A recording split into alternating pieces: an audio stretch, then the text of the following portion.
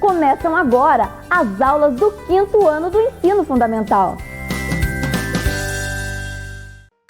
Vem aí, Língua Portuguesa.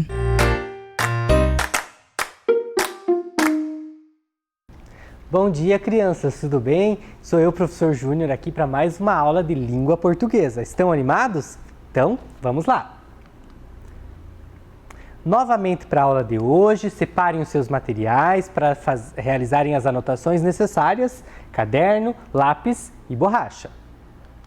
Além disso, para a aula de hoje, além dos materiais, eu gostaria que vocês reservassem um espaço na sala de vocês, afasta o sofá, afasta alguma coisa, porque vocês vão exercitar o corpo hoje também na aula, tá? Então, deixem um espaço bem à vontade aí para que a gente realize a nossa aula, tranquilo?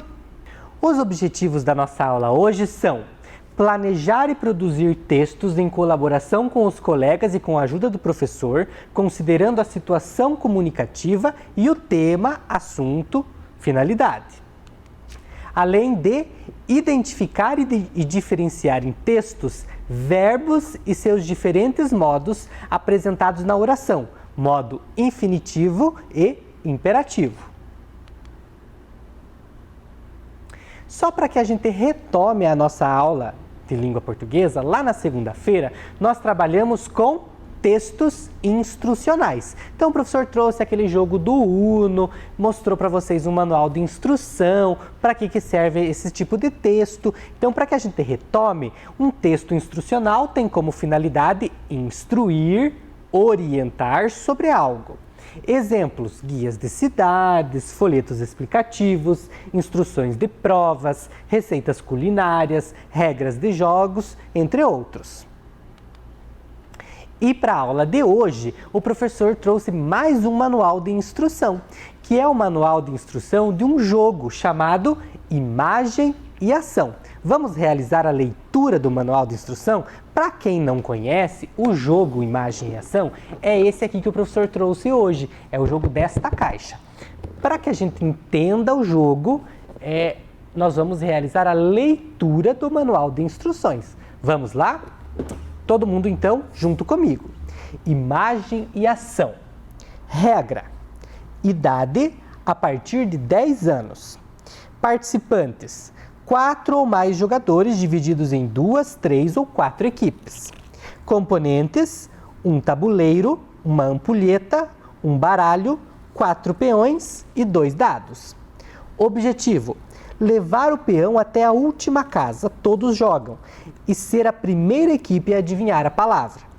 Cartas: as cartas vêm marcadas com letras que representam diferentes categorias de palavras. São 6 as categorias possíveis. P-O-A-D-L-M. P. Pessoa, lugar ou animal, incluindo suas partes e características. O. Objeto. Coisas que possam ser vistas e ou tocadas. A. Ação. Verbos ou expressões que designam uma ação. D. Difícil.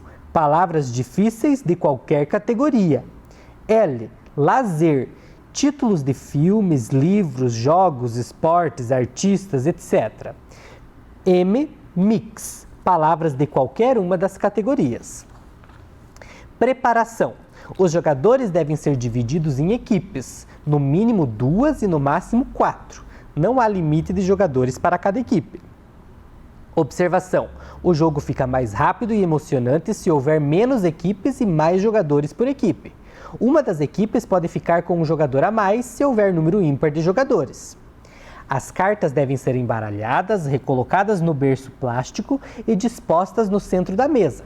Deve-se providenciar lápis e papel para todas as equipes.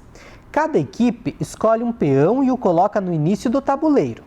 Em seguida, segundo um critério qualquer, as equipes devem estabelecer quais jogadores serão os primeiros a desenhar e qual será a ordem de rodízio, para que a cada vez de jogar, a equipe alterne seus jogadores na posição de desenhista. O jogo. Primeira rodada. A casa inicial é uma casa todos jogam.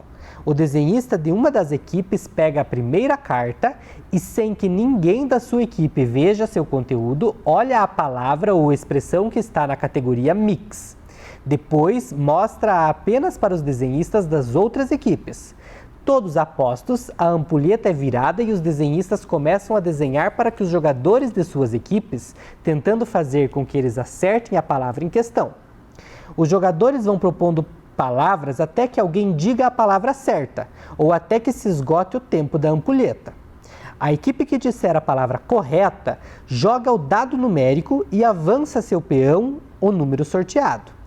Esta equipe terá direito a continuar desenhando. Veja rodadas seguintes. Se ninguém acertar a palavra, outra carta é retirada do monte pelos desenhistas das equipes para iniciar uma nova rodada. Rodadas seguintes.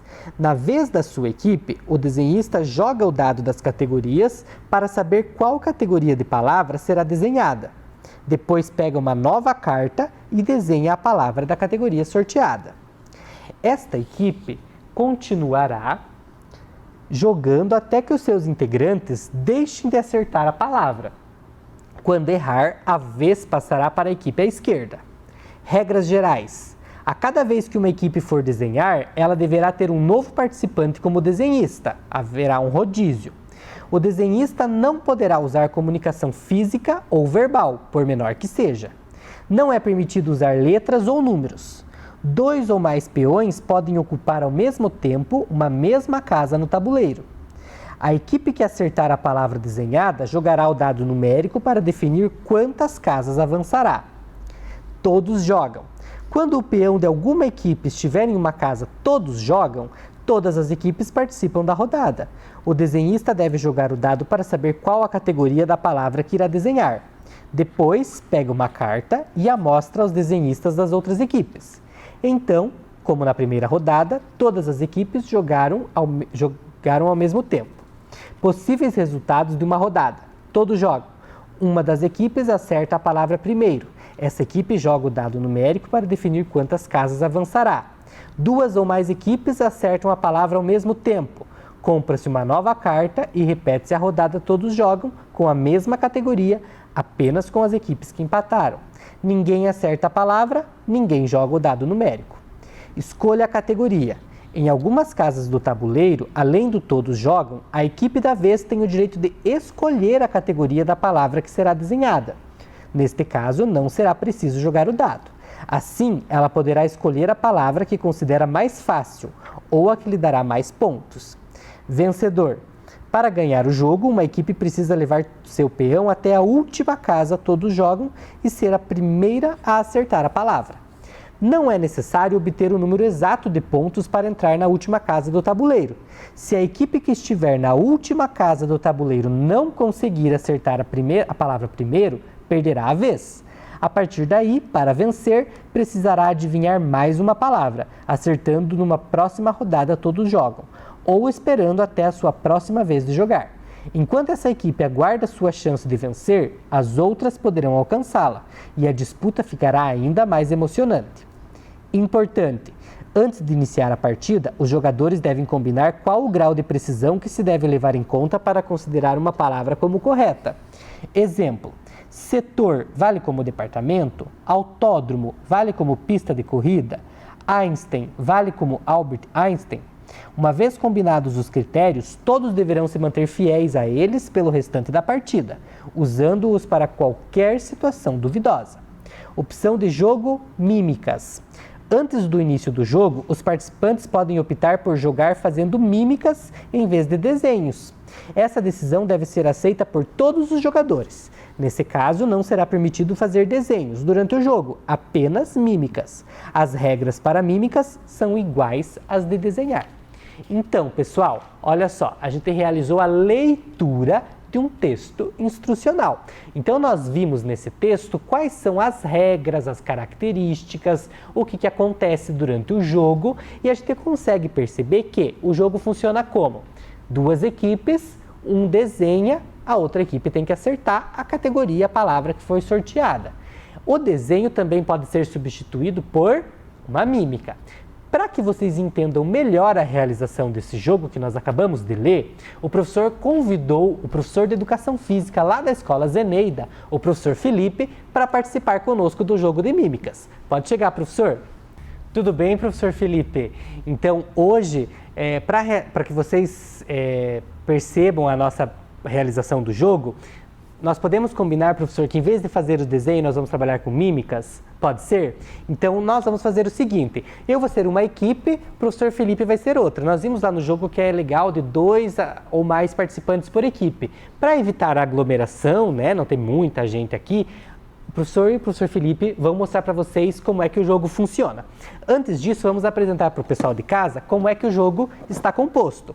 Então, vejam, nós temos um tabuleiro, certo, professor? Esse tabuleiro nós temos a casa inicial, ó, vou colocar o azulzinho aqui no início, e vence o jogo quem percorrer todas as casinhas até o final, certo? Além disso, nós temos uma ampulheta, que é o que marca o tempo, tá? Então, quando a areia termina de cair, significa que o tempo para as mímicas e para quem está adivinhando acabou. Além disso, nós temos 2 dadinhos. O primeiro dadinho contém as letras das categorias dos jogos. O segundo dadinho contém números que mostram que, caso a equipe acerte a mímica, quantas casas ela vai andar. Tudo bem? Então é o seguinte, para que vocês entendam como é que o jogo funciona, aqui eu tenho uma série de cartas, olha só, várias cartinhas, o professor vai pegar uma delas para mostrar as categorias, olha só. Então, na cartinha aqui eu tenho as 6 categorias, olha só, as 6 categorias que mostram o que pode estar na mímica, né? Nós temos lá na categoria pessoa, lugar, nós temos Tocantins. Na categoria objeto, nós temos tobogã. Na categoria ação, eu tenho empurrar. Na categoria difícil, eu tenho a palavra impressão. Então, quando o dadinho for sortear uma categoria, nós vamos ter o que vai ser feito na mímica, tá? Enquanto a ampulheta vai carregando aqui, vai diminuindo a areia, o professor Júnior vai tentar adivinhar a mímica que o professor Felipe fizer. Tudo bem? Esse vai ser o nosso jogo. Lembrando que isso está no nosso manual de instrução. O manual de instrução é o texto, gente, que serve e que é organizado para instruir o leitor sobre aquilo que ele vai praticar, sobre aquilo que ele vai exercer. No nosso caso, o jogo. Tudo bem? Então vamos lá. Para começar, professor Felipe, eu vou jogar o dadinho, tudo bem? Para a gente escolher a categoria que vai ser realizada a mímica, certo? Então vamos lá. Primeiro passo. Olha só, então o dado caiu na categoria P. Na categoria P, então agora o professor Felipe vai escolher uma cartinha. O professor Felipe vai olhar nesta carta que ele escolheu qual é a palavra que está na categoria P e vai iniciar as mímicas a hora que eu virar a ampulheta. O professor Júnior deverá acertar a mímica que ele está fazendo. Vamos ver se a gente vai conseguir? Então vamos lá. Olhou a cartinha, professor? Separou? Daqui a pouquinho você mostra para as câmeras. Então vamos lá.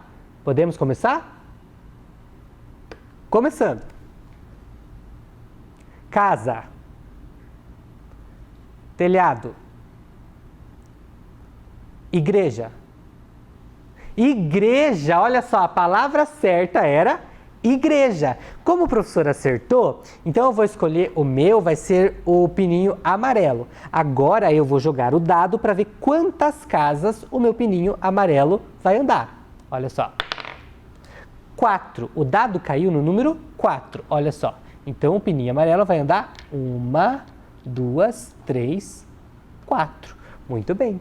Vamos para uma segunda. Como eu acertei, então agora a gente vai tentar mais uma vez. Será que era a palavra igreja? Olha só, olhem a cartinha que o professor Felipe sorteou.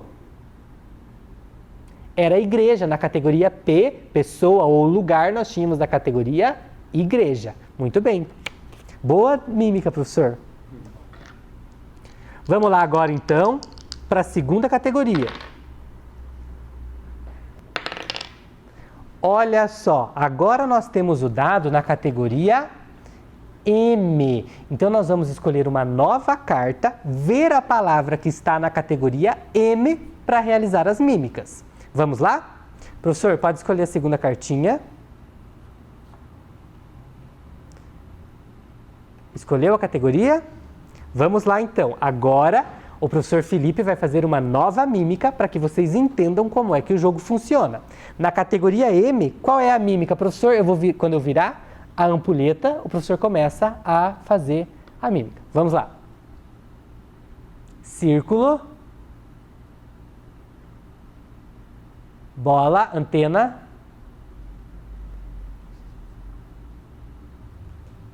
Sol. Sol, olha só, a mímica do professor era a palavra sol. Era isso mesmo, professor? Pode mostrar a cartinha para nós?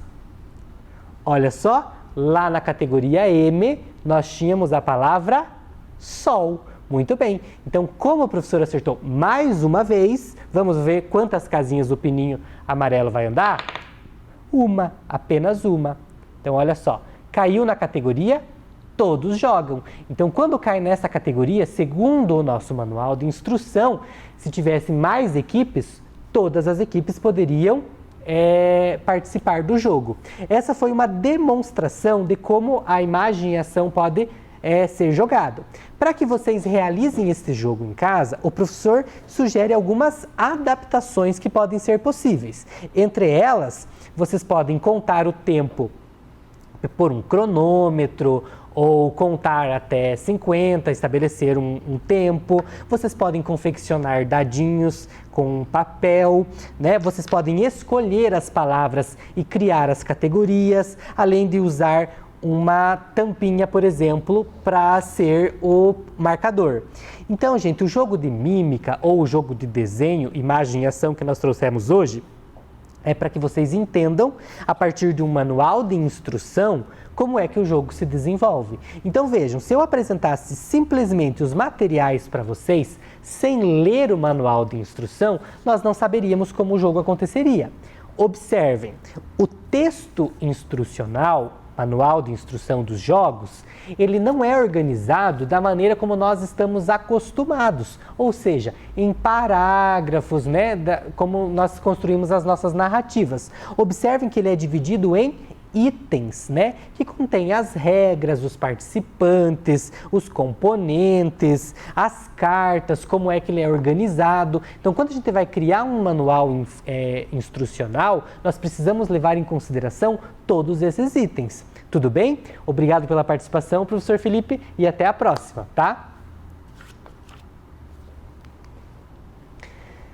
Dando sequência na nossa aula, nós temos uma tabela que mostra a avaliação dos textos instrucionais que nós estamos trabalhando. Vejam só, na nossa tabela, eu posso dizer que o texto possui um título?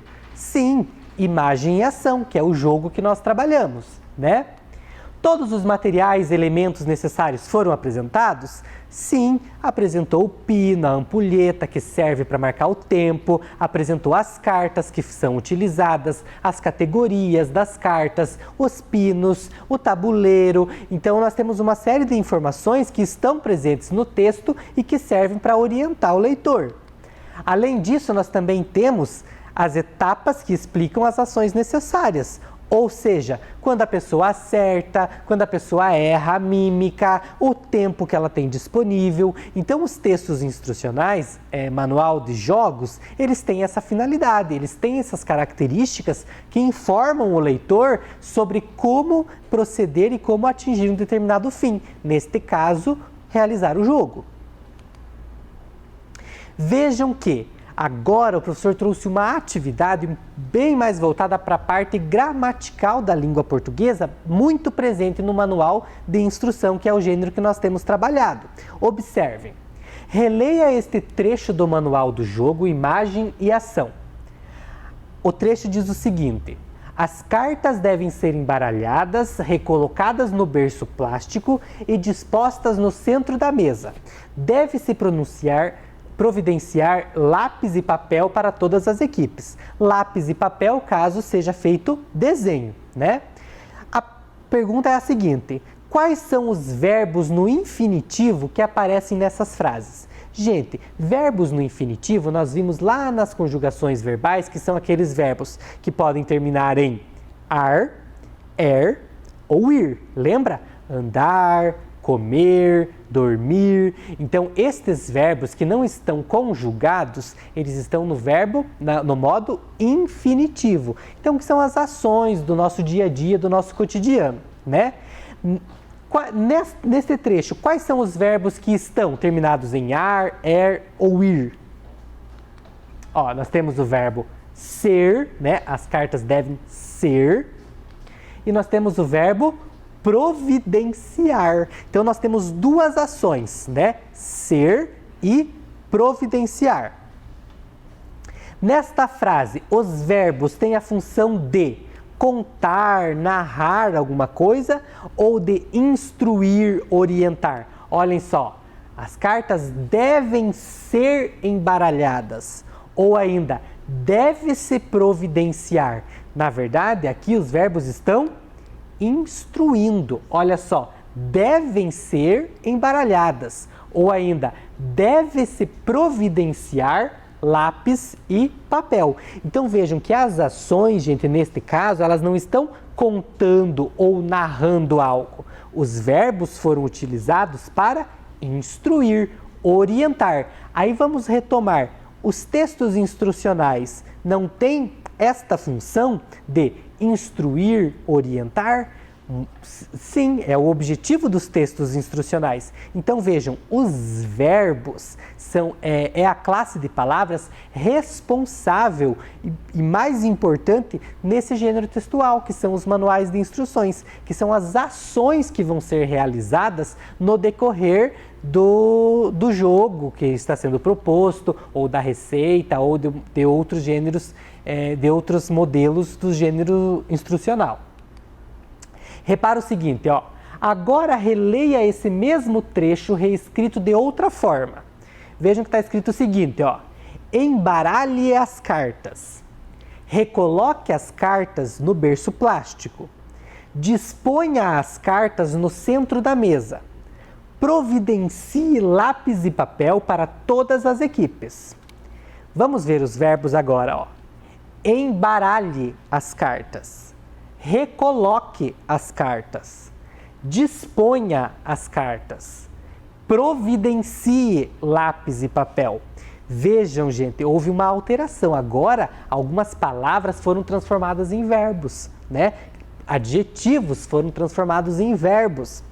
Vejam que a alteração que os verbos sofreram, eles não terminam mais com ar, ou ir. Ou seja, os verbos foram, eu posso dizer aqui, numa linguagem mais específica, que os verbos foram conjugados. Ou seja, eles foram transformados. O modo do verbo foi transformado. Reparem que, quando eu digo embaralhe, recoloque, disponha, providencie, eu não estou parecendo que eu estou dando uma ordem para a pessoa. Eu digo assim, ó, embaralhe as cartas. Ou ainda, recoloque as cartas no berço plástico. Também posso dizer, disponha as cartas. Parece que eu estou ordenando, ou seja, eu estou dando ordens. Quando o verbo se apresenta desta maneira, ou seja, parecendo uma ordem ou um conselho, um pedido, eu digo que o verbo está no modo imperativo. Por que a gente usa essa palavra imperativo? Porque lembra lá dos imperadores, né? Da época em que os imperadores ditavam as regras, eles ditavam as ordens. Então, quando o verbo aparece assim como uma ordem, como um conselho ou como um pedido, eu digo que o verbo está no modo imperativo. Que efeito essas alterações provocam nas frases? Né? Eu posso dizer que ela provoca um efeito de ordem, né? De pedido. Vejam o seguinte, então eu posso dizer que entre as formas com que os verbos se apresentam, existem o modo imperativo. Como que se caracteriza o modo imperativo? é a ação transmitida por um verbo no imperativo, é um pedido, é um convite, é uma exortação, uma ordem, um comando, um conselho ou uma súplica. Ou seja, se eu digo andar, eu estou falando o verbo sem nenhuma conjugação. Quando eu vou dizer dar uma ordem, eu digo ande, né? Então olha só, andar, ande, comer, coma, sorrir, sorria, ou seja, eu estou dando ordens. Então, agora que nós vimos os verbos no modo imperativo, o professor vai usar alguns verbos aqui no modo imperativo, dando algumas ordens, fazendo alguns pedidos para vocês. O primeiro deles é levante-se, do verbo levantar. Todo mundo aí em casa agora, levante-se. O segundo verbo no modo imperativo, afaste o sofá. Então, afaste o sofá, fique num espaço, que nós temos um novo jogo, tá? Terceiro verbo no modo imperativo, dance. Dance muito, porque essa atividade vai exigir que você dance. Para que vocês conheçam e vejam a nossa atividade, para a aula de hoje, o professor convidou mais 3 colegas. Além do professor Felipe, que já participou da aula, eu também trouxe a professora Graziela e a professora Elisângela para participar desse jogo. Reparem, é um jogo de dança. Nós vamos ver como é que o jogo está organizado, como é que ele foi montado, quais são as regras, como é que funciona a sua pontuação e depois nós vamos criar um manual de instruções para ele. Tudo bem? Eu espero que vocês se divirtam agora, prestem atenção no jogo e depois realizem a atividade. Tudo bem? Vamos lá então?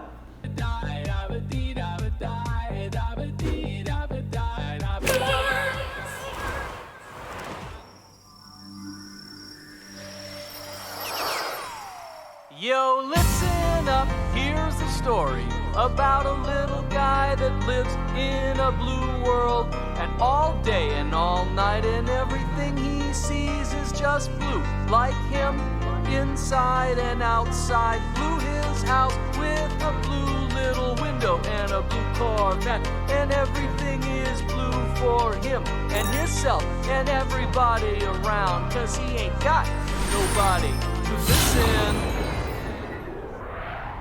I'm blue, da ba dee da ba die, da ba dee da ba die, da ba dee da ba die, da ba dee da ba die, da ba dee da ba die, da ba dee da ba die, da ba dee da ba die.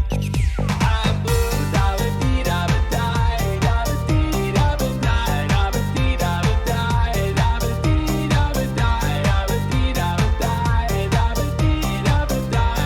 da ba die, da ba dee da ba die, da ba dee da ba die, da ba dee da ba die.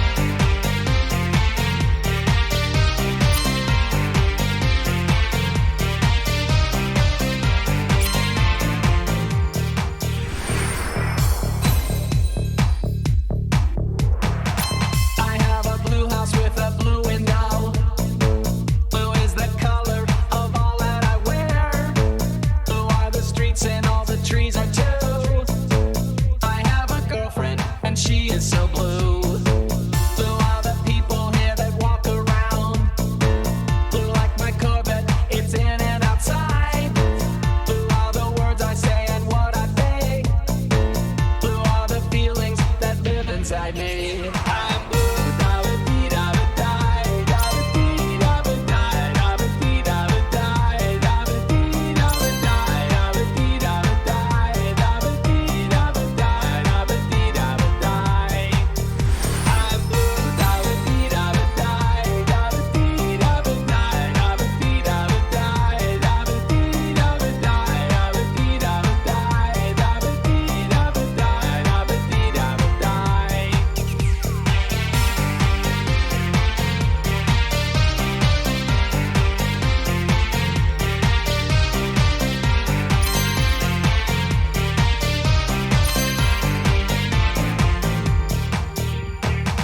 I have a blue house with a blue window.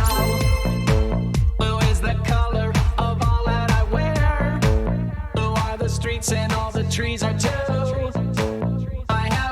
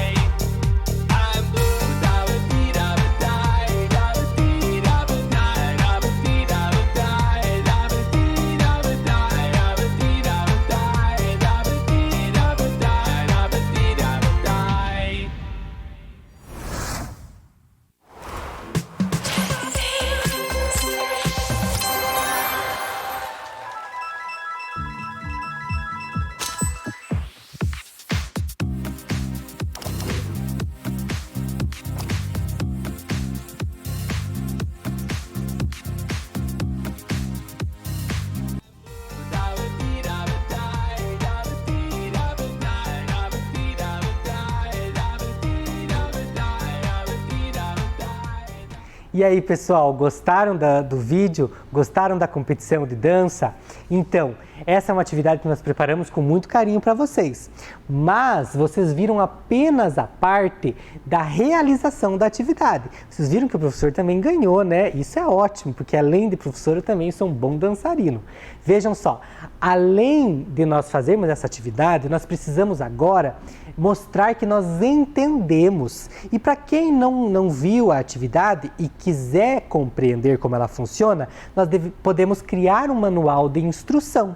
Nós vimos nas outras aulas como é que os manuais são compostos. Então o professor trouxe aqui para vocês alguns itens que não podem faltar no manual de instrução sobre esse jogo que nós fizemos do Just Dance. Então vejam só, lá no caderno agora, todo mundo com o caderno vai criar um manual de instrução sobre esse jogo. Professor, como que eu vou fazer isso? Nós vamos utilizar alguns itens para criar esse manual. Vamos lá? O primeiro item que não pode faltar no nosso manual é o título. Então lá no caderno anotem título. Aí vocês vão colocar qual é o título que vocês vão dar para esse jogo, tá? Vocês podem dizer competição de Just Dance, competição de dança, batalha de dança. Use a sua criatividade para dar um título para este manual. Além do título, nós temos o objetivo. Então, o próximo item da nossa lista, do nosso manual de instrução, vai ser o objetivo. Então, lá no caderno, registrem objetivo.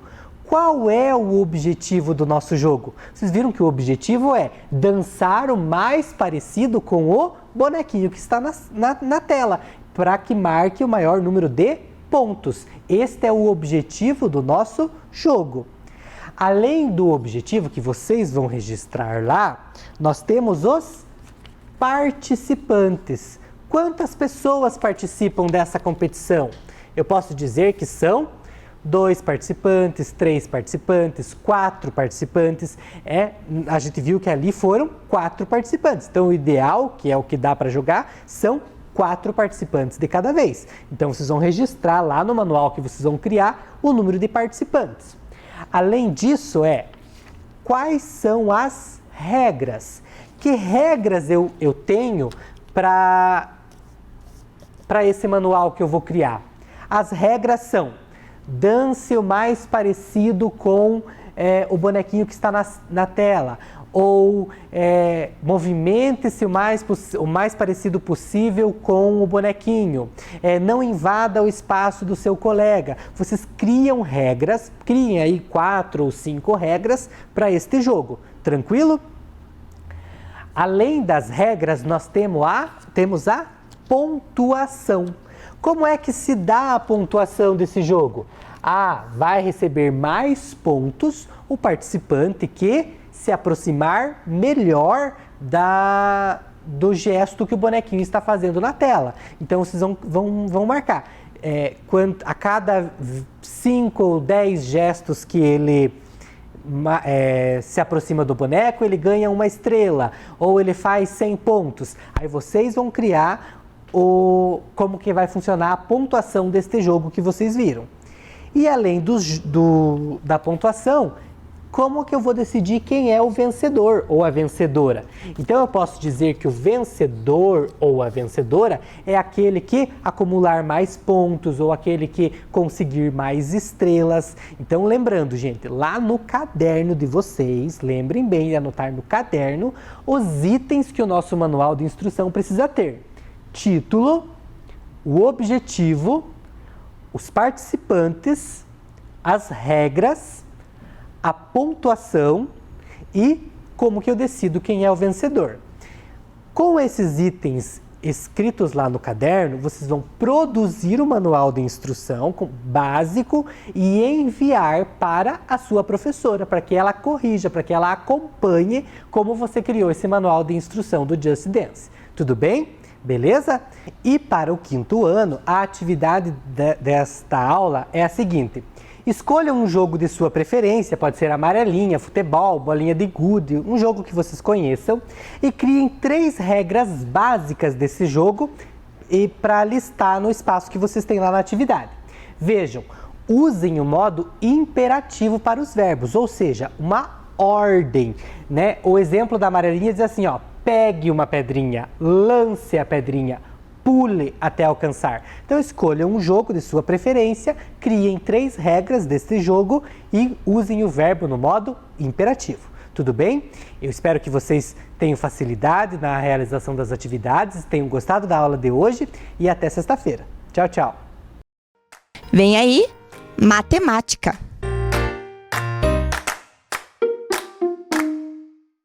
Sejam bem-vindos para mais uma aula de matemática com a professora Rita. Vamos ver qual é o objetivo da nossa aula de hoje? Resolver situações problemas com números racionais nos quais se fazem necessários o uso de frações equivalentes. Então, vocês viram que o nosso objetivo de hoje é trabalhar com as frações equivalentes. Então, vamos relembrar o que mesmo que é uma fração equivalente? Acompanhe aí com a professora. Frações equivalentes são frações que representam a mesma parte do inteiro. Então, olhem esses desenhos que estão ali. O primeiro está dividido em 2 partes iguais, representando a fração 1/2. No segundo, nós temos a representação de 2/4, porém, a parte que está colorida, que está na cor vermelha, representa a mesma parte, a mesma porção, é igual ao primeiro desenho. Assim como acontece no terceiro, onde nós temos a figura dividida em 8 partes iguais e agora tem 4 que estão coloridas de vermelho. Porém, aquela parte que está pintada, todas elas representam a mesma quantidade, a mesma parte desse inteiro. Essas são as frações equivalentes. Mudam-se os números, porém a parte que representa do inteiro é a mesma. E para nós treinarmos essa equivalência das frações, nós vamos agora fazer um jogo, o jogo da equivalência. Para esse jogo, nós vamos precisar de um dado, de um tabuleiro onde tem algumas frações aqui que a professora trouxe, e nós temos um representante do 4º e um representante do 5º ano. Então, nós temos aqui um menininho para representar todos os alunos do 4º ano que vai jogar com as tampinhas verdes para marcar os acertos dele. E esse menininho aqui que está com as tampinhas brancas que vai representar todos os alunos do 5º ano. Então, como que faz esse jogo que você pode jogar aí na sua casa? Você precisa de um dado e nesse dado são o dado das frações. Só que a fração que a gente escolher aqui, que for sorteada no dado, nós vamos buscar uma fração equivalente a esta para marcar aqui no nosso tabuleiro. Então, no nosso cubo das frações tem a fração 1/2, a fração 1/3, a fração 1/4, a fração 1/5, ou 1 inteiro e um ponto de interrogação. Por que serve esse ponto? Quando o jogador jogar o dado e cair nesse ponto, ele vai poder fazer uma escolha. Ele escolhe qual fração equivalente ele quer colocar no tabuleiro. Então, preste atenção que nós temos que buscar essas frações, não são as que estão no tabuleiro, são todas frações equivalentes. Então, nós vamos começar, a professora vai jogar aqui, começando pelo 4º ano. Então, a primeira jogada vai ser para os alunos do 4º ano. Vamos ver o que vai cair aqui, ó. 1 inteiro. Então, está aqui a face que ficou aqui para cima, 1 inteiro. Qual é a fração equivalente que representa uma unidade inteira? Vamos olhar aqui, então, na nossa régua das frações. O inteiro está representado aqui pela cor preta. Ele está inteiro, olha. Quais são as frações equivalentes a 1 inteiro? Eu tenho 2 de cores amarelas, que 1/2 com mais 1/2, eu tenho 2/2, ou tenho 3/3, ou tenho 4/4, ou tenho 5/4, 6/4 e assim por diante. Então, vamos buscar aqui na nossa tabela aonde que tem uma fração equivalente a 1/2 para marcar um ponto para o 4º ano. Então, nós temos a fração 10 décimos. Vamos olhar aqui 10 décimos? Então, 1, 2, 3, 4, 5, 6, 7, 8, 9, 10. Os 10 décimos juntos equivalem a 1 inteiro, olha só. Equivalente é igual. Então, o ponto para o quarto ano está nos 10 décimos, está aqui. Opa, quarto ano com a cor verde, né? A professora já estava marcando com a cor branca aqui do quinto. Vamos agora, uma jogada para o quinto ano. Olha, do quinto ano, caiu um ponto de interrogação. Então, o quinto ano pode escolher que fração equivalente ele quer colocar. Na sequência, nós temos aqui um meio. Qual é a fração equivalente a 1 meio? Vamos procurar aqui. Então, este 1 meio, a professora vai separar um pouquinho. Eu tenho 2 quartos é equivalente a 1 meio, que eu posso procurar esses 2 quartos para... Olha como é equivalente. A professora vai sobrepor. Então, vamos ver se tem 1 quarto com mais 1 quarto, 2 quartos na nossa tabela para nós marcarmos ponto para o quinto ano. Então, 2 quartos nós temos aqui. Então, marcado um pontinho para o quinto ano. Mais uma jogada, vamos lá. Caiu novamente o ponto de interrogação. Então, quer dizer que o pessoal do quarto ano pode escolher qual fração equivalente quer fazer. Bem, vamos olhar na sequência, nós temos a fração 1/3. Vamos buscar na nossa régua de frações uma fração equivalente a 1/3? Então, vamos olhar aqui a divisão. Olha só, encontrei uma aqui, que é equivalente a 1/3, 2/6. Ou ainda, encontrei outra fração equivalente aqui, que é a fração 3/9. Então, nós podemos observar lá qual que pode marcar o ponto. Eu posso escolher entre 2/6 ou 3/9 para marcar ponto para o quarto ano. Então, tem aqui 3/9. Vou marcar os 3/9 aqui, ó. Pontinho para essa turma. Mais uma, vamos voltar aqui à equivalência. Vamos continuar o nosso jogo. Vamos lá. Vamos aqui, de novo com o ponto de interrogação, mas eu não acredito, né, que só tá caindo esse, porque eles possam fazer a escolha. Vamos lá, alunos, então, agora do quinto ano. Vamos procurar uma fração equivalente para fazermos.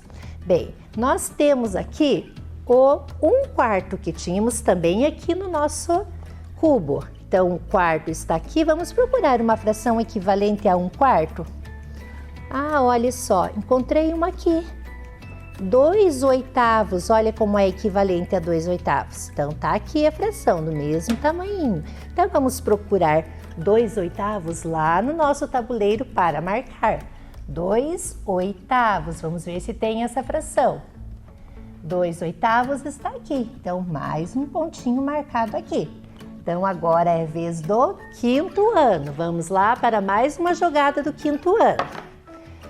Fração do quinto ano caiu a fração 1/3. Qual é a fração equivalente a 1/3? Vamos olhar. Então, 1/3 está aqui. Que fração é equivalente a 1/3? Nós já vimos que 2/6 é equivalente. Está aqui. Ou 3/9. As duas frações equivalentes, que inclusive a gente já olhou isso, né? Já verificou. Então, vamos ver se tem 2/6 ou 3/9. Lembra que a gente já marcou os 3/9? Então, nós vamos procurar no tabuleiro se tem 2/6 aqui para a gente marcar. Tem. Marcamos aqui os 2/6 também. Mais uma jogada. Vamos lá agora representando o quarto ano. Caiu 1 inteiro.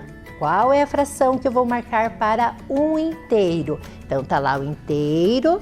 Nós podemos marcar, temos várias opções para marcar aqui para 1 inteiro. Nós podemos escolher no nosso tabuleiro. Então, para marcar, a professora vai marcar aqui uma fração que tenha numerador e denominador igual. Achei aqui um 4/4. Vamos ver se o 4/4 realmente é, ó. 1, 2, 3, 4. Juntando os 4/4, eu tenho 1 inteiro. Então, este é o jogo da equivalência. Tá vendo quantas frações a gente pode estar marcando equivalente? Então, podemos continuar a jogar. Mais uma jogada, mais uma rodada. Vamos ver se conseguimos. Tá? Por enquanto, né? Estamos aqui marcadinho, vamos marcar o outro. Então, atenção. Então agora vamos para mais uma rodada. Saiu 1 inteiro de novo. Vamos ver qual é a fração equivalente a 1 inteiro? Então nós temos aqui na nossa... Sabemos que 1 inteiro tem que contar todas as pecinhas iguais. Vamos ver se tem esse valor aí para que marca 1 inteiro na nossa tabela. Aqui na nossa tabela tem 3 terços. Então nós temos 1, 2, 3 terços. Esse azulzinho equivale a 1 inteiro. Então vamos marcar aqui, ó, 3 terços na tabela estão aqui. Então vamos fazer mais uma jogada aqui para agora o 5º ano. Vamos lá, ó, 1 terço. Vamos procurar uma fração equivalente a 1 terço para o 5º ano? Então está aqui a fração aqui, 1 terço. Então 1 terço nós temos 2 sextos, que é equivalente, ou 3 nonos. Então, vou separar aqui 2 sextos e a fração 3 nonos. Vamos procurar aqui na nossa tabela se tem. Nós já marcamos uma, então agora talvez fique mais difícil para encontrar. Então, 1 terço já marcamos e a fração 3 nonos não temos na tabela. Então, o 5º ano não marcou esse ponto. Então, agora para finalizar o nosso jogo, a última rodada para o 4º ano. Vamos lá para o 4º ano. 4º ano, caiu 1/4. Qual é a fração equivalente a 1/4? Então, está aqui a fração 1/4. Vamos buscar na nossa régua uma fração equivalente a 1/4. Olha, encontrei 2/8. 2/8, vamos colocar aqui, é equivalente a 1/4, olha só. Então, nós temos que buscar lá para o 4º ano a fração 2/8 na nossa tabela. 2/8, vamos ver se nós temos na nossa tabela. Nós não temos o 2/8 na nossa tabela como fração equivalente, então eles também não marcaram esse ponto. E agora vamos para o 5º ano. Se o 5º ano acertar, empata-se o jogo, ou se não, o 4º ano vai ganhar. Vamos lá, então, última jogada. 1/5. Caiu aqui. Vamos procurar uma fração equivalente a 1/5. Então, está aqui a fração, vamos voltar essas daqui. Fração 1/5. Vamos ver qual é a fração equivalente a 1/5 que tem nessa régua? Ah, olha só aqui. Encontrei a fração 2 décimos é a fração equivalente. Então, vamos marcar lá, vamos procurar se tem os 2 décimos na nossa tabela para marcar esse ponto. Se tiver, o jogo ficou empatado. Mas essa fração também não tem no nosso tabuleiro de algumas frações. Então, a fração, o jogo, todas as rodadas, nós vimos que o 4º ano está marcado aqui. 1, 2, 3, 4 pontos, enquanto que o 5º marcou 3, porque escolheu algumas frações que não tinha no nosso tabuleiro. Então, na fração das equivalências, o 4º ano foi o vencedor. Continuando a falar sobre as frações equivalentes, vamos agora descobrir um desafio que a professora de arte fez para os alunos. A professora de arte apresentou aos seus alunos a bandeira da Itália e desafiou-os a criarem outra bandeira com as condições que as cores deveriam ocupar a porção equivalente à bandeira apresentada. Então, lá está a bandeira, a professora mostrou para eles essa bandeira e o desafio era fazer uma bandeira semelhante a esta, utilizando as cores na mesma porção que estão ali, utilizando frações equivalentes. Então, para isso, nós vamos começar representando a fração que cada cor dessa bandeira pode ser representada. Qual é a fração que ela representa? Então, nós temos aqui uma unidade dividida em 3 partes iguais. Cada uma dessas cores representa 1/3 da bandeira.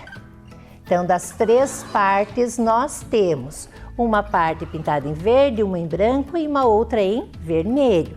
Então, agora a professora vai mostrar para vocês o que os alunos de arte propuseram para a professora. Um deles colocou esta bandeira e o outro aluno propôs esta bandeira. E agora, como é que nós fazemos para verificar se realmente existe frações equivalentes, a porção de cada cor está representada igual? Primeiro, nós vamos representar com frações cada uma dessas bandeiras. Então, vamos olhar primeiro essa aqui. Essa está dividida em 1, 2, 3, 4, 5, 6 partes iguais. Então, vamos colocar aqui a fração. Está dividida em 6 partes iguais. Cada uma dessas cores estão em quantas partes do desenho?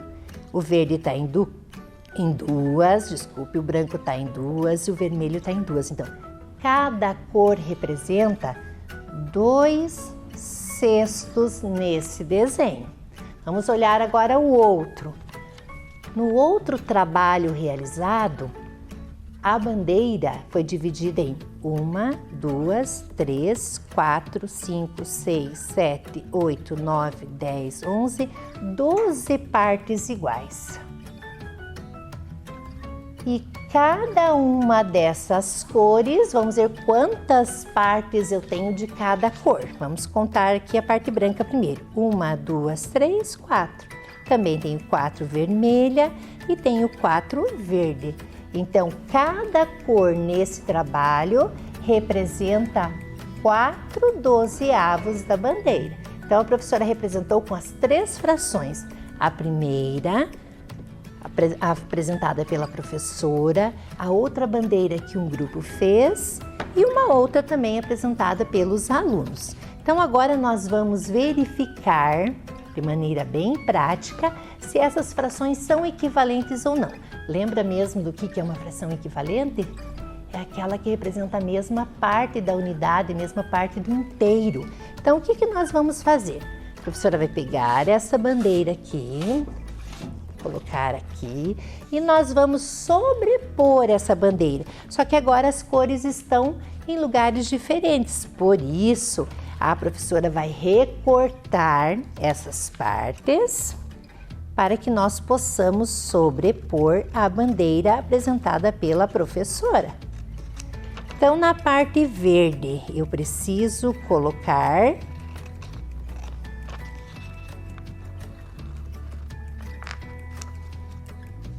como ali está uma parte, que são 2 partes para representar a cor verde. Está aqui as 2 partes para representar a cor verde. Então, olha, são equivalentes, vocês podem ver que elas sobrepõem do mesmo tamanho. Assim acontece com o branco.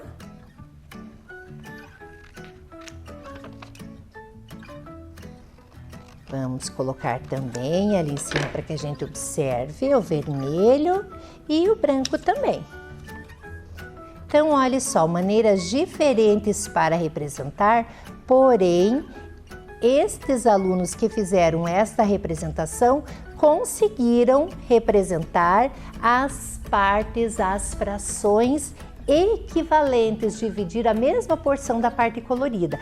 Então essa fração que eles colocaram do 2/6 ficou equivalente a 1/3. Então é igual a 1/3, é equivalente a 1/3. Agora vamos ver a outro desenho. Então esse a professora vai deixar aqui do ladinho, para que a gente possa fazer a conferência da outra.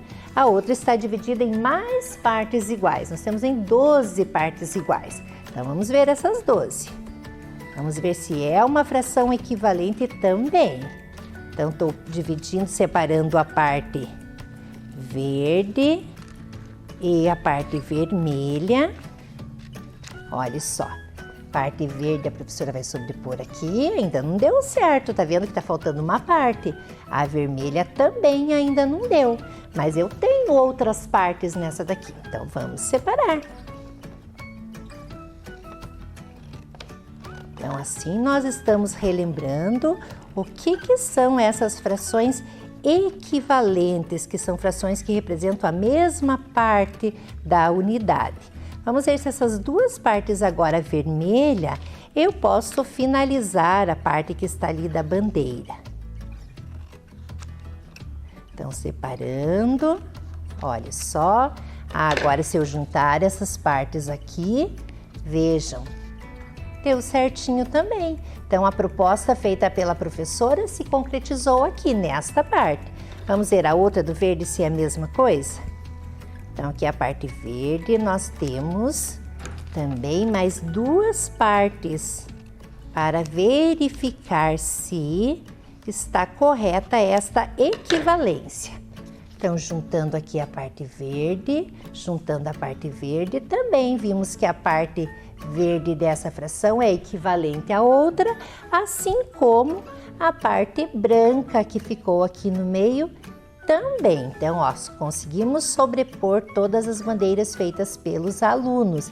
Então, os alunos conseguiram, sim, realizar essa atividade proposta pela professora de artes. Então, descobrimos que a fração 1/3 é equivalente a 2/6, que também é equivalente a 4/12. Então, todo esse trabalho que eles fizeram das bandeiras mostrou que essa equivalência aconteceu, ok? E agora vamos para mais uma situação. Acompanhe aí com a professora. Então, olhe lá para o trabalho escolar. As cartolinas, 3 alunos dividiram uma cartolina de diferentes formas, como mostra a figura. Então, vamos olhar aqui essa figura. Então, um aluno dividiu ao meio, outro dividiu em 4 partes iguais e outro ainda dividiu em 8 partes iguais. Cada um deles usou uma parte dessa cartolina. Olhem bem, vejam as partes que foram utilizadas e pensem aí comigo. Qual desses alunos que utilizou a maior parte da cartolina? O que vocês acham? Então se vocês começarem a observar, vocês vão notar que a comparação, se olharmos os 3 desenhos, os 3 alunos utilizaram a mesma parte da cartolina. Um dividiu em 2 partes iguais, utilizou uma delas, usou a metade da cartolina. Esse que dividiu em 4 partes iguais, usou 2, também usou a metade.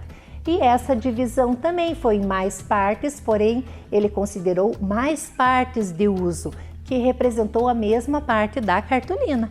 Então, todos esses alunos usaram a mesma parte.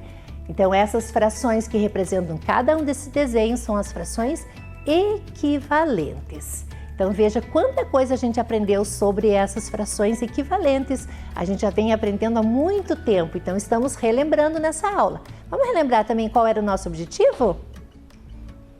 Resolver situações problema com números racionais no qual se fazem necessários o uso das frações equivalentes. Então, essas frações são utilizadas no nosso dia a dia de maneiras diferentes, de formas diferentes para representar a mesma parte da unidade, a mesma parte de um todo. E vocês vão ter uma tarefinha. Então, vamos ver qual vai ser a nossa tarefa. Um bolo foi cortado em pedaços iguais. 1/3 foi dado para o João, 2/6 para Celso e 4/12 para Luiz. Qual deles recebeu mais bolo? Justifique a sua resposta. Faça a representação da situação em forma de um desenho. Então, vocês vão fazer o desenho, vão estar representando esse desenho e estar pintando para fazer os 2 diferentes e justifiquem, coloquem a resposta de vocês, analisem como nós justificamos fazendo as bandeiras também. Número 2. Observe os retângulos que representam barras de chocolate de cada criança. Pinte no retângulo a quantidade indicada que cada uma comeu do chocolate. Quem comeu mais, justifique sua resposta. Então, aqui nós temos uma barra para a Mariana, uma barra para a Luísa. A Mariana comeu 2/8, enquanto a Luísa comeu 1/4. Pintem ali na barra de chocolate essas frações e depois você vai verificar, vai comparar quem comeu mais, quem comeu menos, como é que ficou. Justifiquem a resposta de vocês, analisem com bastante cuidado essas frações. E essas são as frações equivalentes que a gente já aprendeu e vai continuar aprendendo. Façam a tarefa com capricho, estudem sempre, lembre-se de fazer todas as atividades e estar estudando sempre. E a nossa aula por hoje terminamos. Até a próxima aula, fiquem bem e se cuidem. Vem aí, Formação Humana, Ensino Religioso. Bom dia, tudo bem com vocês? Espero que esteja tudo bem na casa, nos estudos, com a família. Eu sou a professora Adriane e hoje nós vamos para mais uma aula de formação humana e ensino religioso. Vamos para o tema da nossa aula? Leis e normas para todos. E os objetivos são: refletir sobre as nossas ações e as consequências dessas para a nossa vida e para a vida das outras pessoas. Compreender a diferença e semelhanças entre lei e ética. Para começarmos a aula de hoje, vocês vão escutar uma história fantástica, uma história que vai nos ensinar muitas coisas valiosas para o nosso dia a dia, para a nossa vida e principalmente para a nossa sociedade. Vamos ver a história que nós temos para hoje? Tiago aprendeu a diferença entre o certo e o errado. Compreendeu que ética é praticar o certo, mesmo em condições difíceis. Tiago tinha 11 anos e frequentemente ia pescar no cais junto à casa de campo da sua família. A temporada de pesca de carpas estava proibida para a reprodução e só seria liberada no dia seguinte. Mas ele e o pai saíram no fim da tarde para pegar tilápias e douradas, cuja pesca era liberada. Tiago amarrou uma isca e começou a praticar arremessos, provocando ondulações coloridas na água.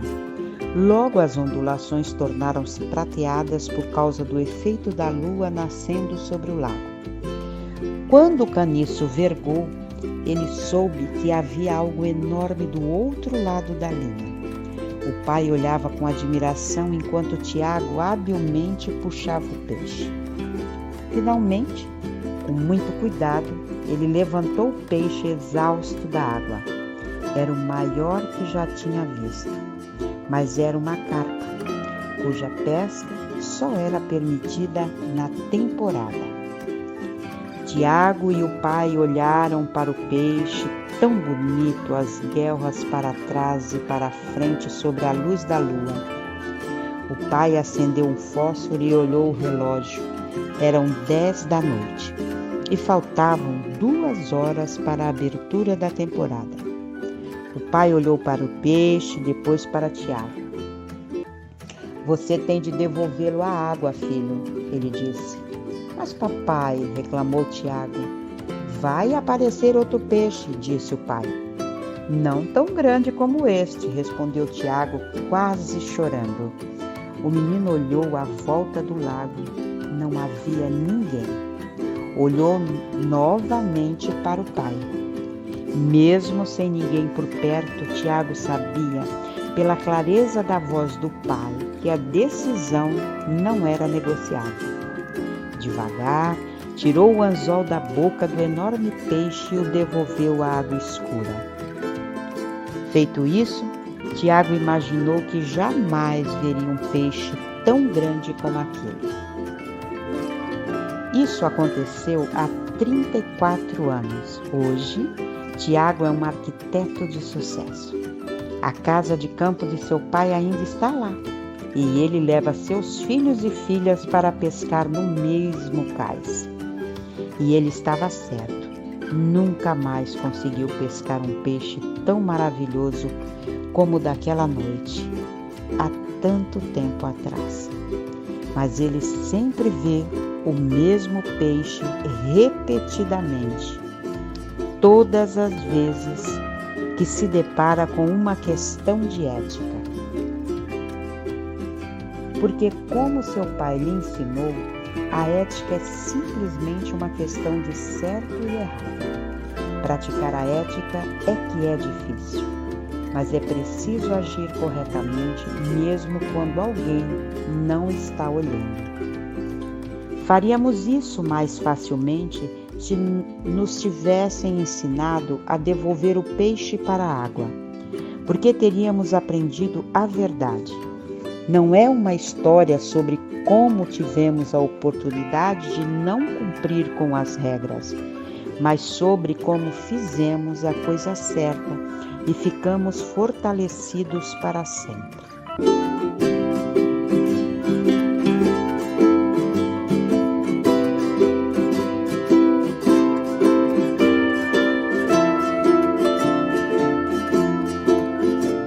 Vocês viram na história a atitude do pai? Ele teve uma atitude firme. Ele disse que não podia, mesmo faltando tão pouco para a hora que era permitido pescar. Mesmo que ninguém estivesse olhando, não tinha ninguém ali. Que mal teria fazer a pesca, já que ninguém estava olhando? Pois aquele pai ensinou para o filho o valor de respeitar a lei e a ética. Mas vamos nos questionar aqui. Eu tenho duas perguntas para vocês. Se você fosse um menino da história, como se sentiria ao ter que devolver o peixe na água? Qual seria o seu sentimento? Você gostaria? Ficaria feliz? Será que o menino da história ficou feliz? Com certeza não. Nem sempre fazer o correto nos dá um prazer instantâneo, no momento, né?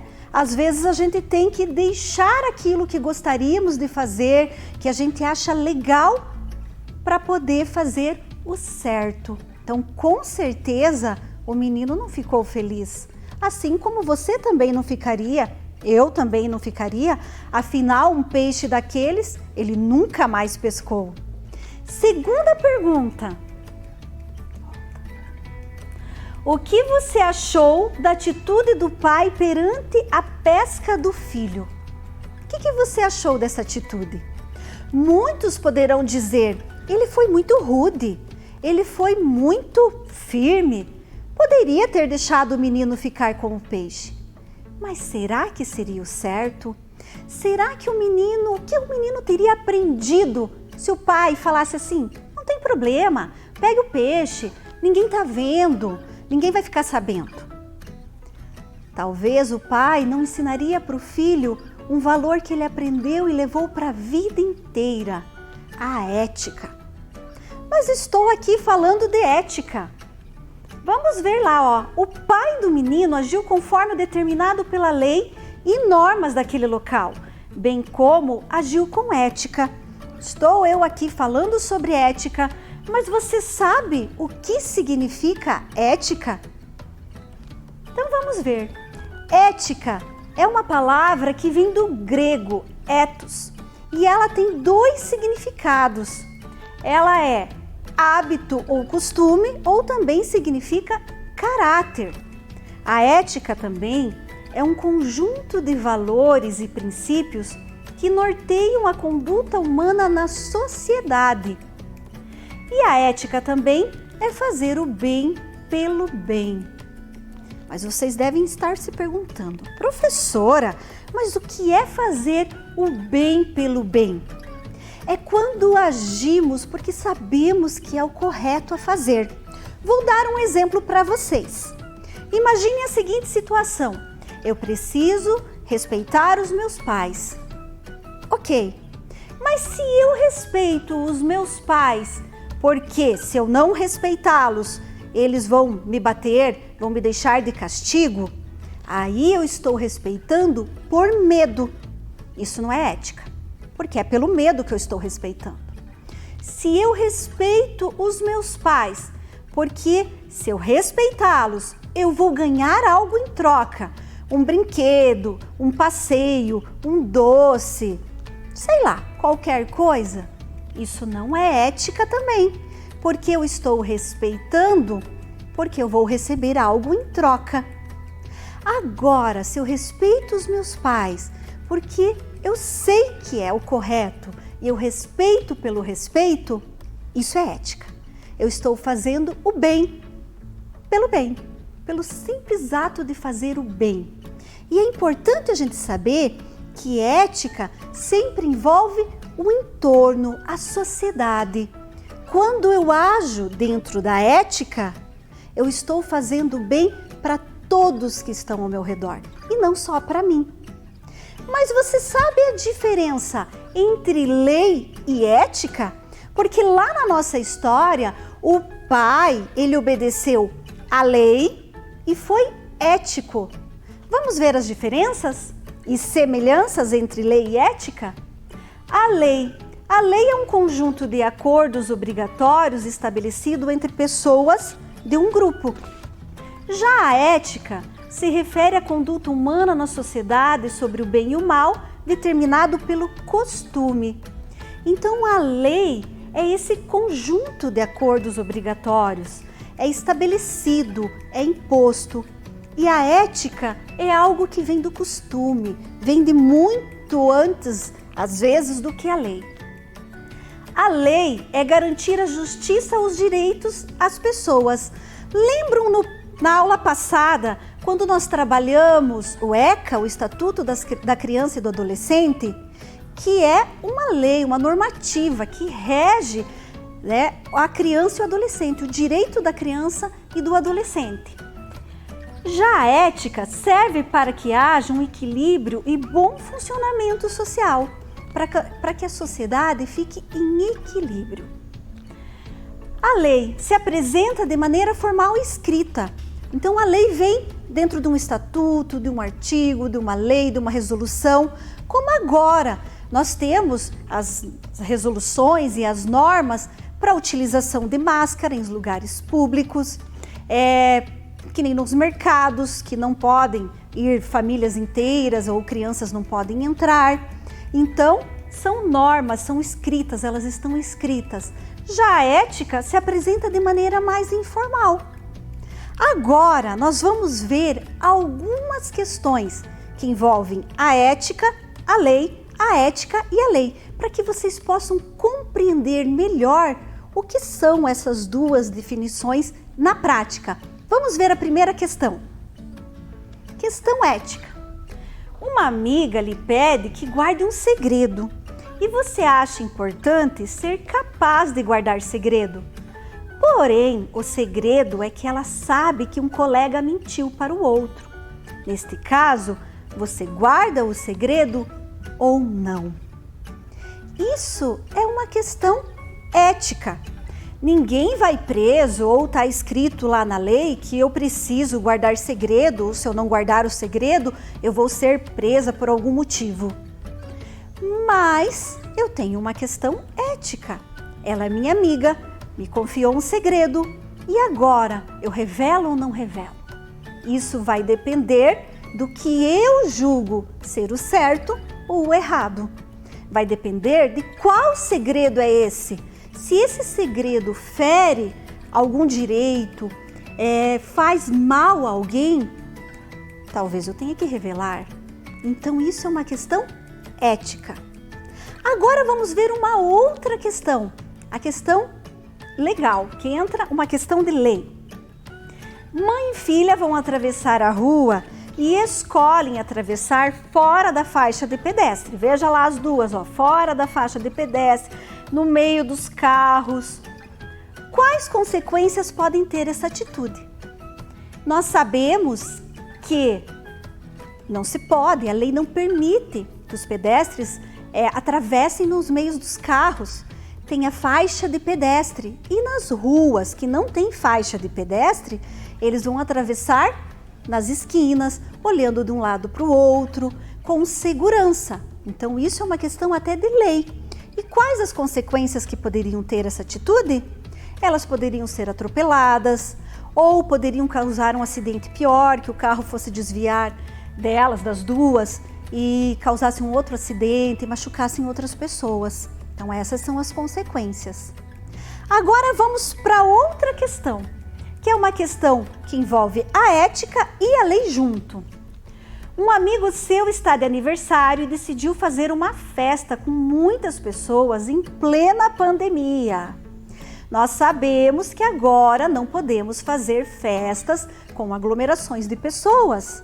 Está na lei, está lá nas resoluções para este momento que nós estamos vivendo. mas o amigo decidiu fazer essa festa e lhe convidou. Neste caso, você iria ou não à festa? Aqui nós temos tanto a questão legal, que não poderia fazer essa festa, então ele está fora da lei, está fazendo a festa, mas temos também uma questão ética. E agora? Eu vou participar disso ou não? É uma escolha pessoal, mas que envolve um grupo de pessoas. Porque se eu for, de repente eu corro o risco tanto de contaminar as pessoas que estão lá na festa, se de repente eu estou com a Covid, não sei, com o vírus, como também eu corro o risco de ser contaminado se acaso algum dos convidados estiverem com a Covid. Muito bem, mas agora eu vou trazer algumas questõezinhas éticas que eu acredito que vocês vão se identificar aí na casa de vocês. Primeira questão, pipa com cerol. Nós sabemos que a lei diz que não podemos soltar pipa com cerol, porque pode causar acidentes e até morte. Então o que acontece? Você solta ou não solta? Isso é uma questão legal e ética, porque nós sabemos que temos que escolher o que é melhor para todos. E o que é melhor para todos? Soltar pipa sem cerol. Outra questão importante que estamos vivendo. Muitas professoras têm falado para mim, professora Adriane, nós temos alguns alunos, e até mesmo meus alunos, que trazem as atividades com letras escritas por outras pessoas, feitas por outras pessoas. Não tem uma lei, ninguém vai ser preso por isso. Mas eticamente falando, é certo? Uma atividade que é para mim, para eu fazer, é correto que outra pessoa faça por mim? Essa é uma questão ética. O que você está decidindo aí? E as pessoas, né, os nossos alunos da EJA também, como que está as nossas escolhas? Como estão as nossas escolhas? Lembrem-se que o que você escolher são as escolhas que os seus filhos mais tarde vão fazer, como no caso da nossa história no começo da nossa aula. Vamos para a nossa tarefa? Tarefa de hoje. Decida o que fazer frente às seguintes situações que envolvem não somente questões éticas, como situações previstas em lei. Lembre-se de justificar suas respostas. Primeira situação. Então você vai ler e vai dizer o que você faria e por que você faria isso. Um estranho deixa um celular em cima da pia do banheiro de um shopping, sabendo que você não tem celular e não tem condições de comprar, o que faz? Então, o que você faria nessa situação? E pense lá se a tua escolha é uma escolha ética e dentro da lei.